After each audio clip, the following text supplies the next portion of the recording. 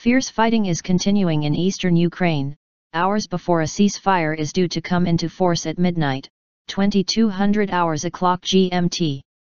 A police chief said the strategic town of Debaltseve was suffering a ferocious bombardment by pro-Russian rebels. Renewed fighting is also reported near the southern port city of Mariupol. Meanwhile, the U.S. ambassador to Ukraine tweeted recent satellite images that he said showed Russian artillery near the strategic town of Debaltseve. Jeffrey Pyatt also said on Twitter that Russian units along the border were preparing a large shipment of supplies to separatist fighters. He said that the rebels were now better armed than some NATO countries.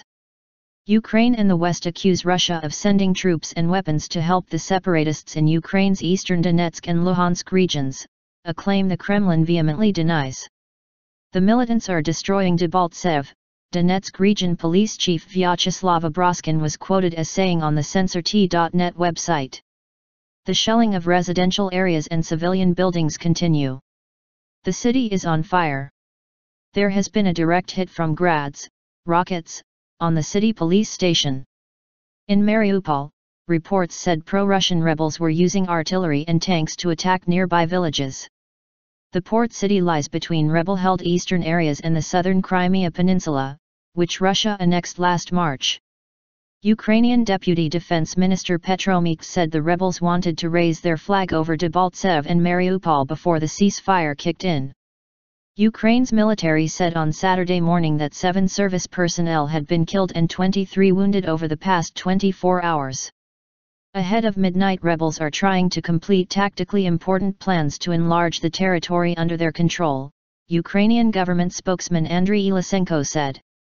The BBC's David Stern in Kiev says that as the clock ticks down to the ceasefire, fears are rising that it won't be observed.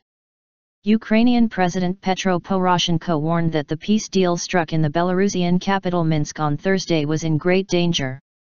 He accused Russia of significantly increasing its offensive.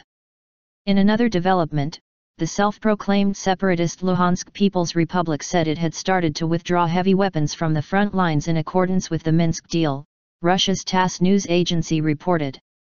The report could not be verified. The presidents of France, Russia, and Ukraine as well as the German Chancellor, who together struck the Minsk agreement, are due to discuss the latest developments by phone before the truce takes effect. Mr. Poroshenko also says he will be speaking to U.S. President Barack Obama during the day. A previous ceasefire agreement signed in Minsk last September failed to take hold. The UN Security Council will also meet in emergency session on Sunday. In another development, a consignment of armoured vehicles from the UK has been delivered to Ukraine by a private company, the Ministry of Defence confirmed. It said they were out of service, unarmed vehicles and were not lethal equipment. Pro-Russian rebels signed the peace agreement, but key issues remain to be settled, including the situation in Debaltseve. European leaders have warned Russia that it could face additional sanctions if the agreement is not respected. German Chancellor Angela Merkel said the deal offered a glimmer of hope, but warned, it is very important that words are followed by actions. Officials say more than 5,400 people have been killed since the conflict began, but the UN believes the actual death toll to be much higher.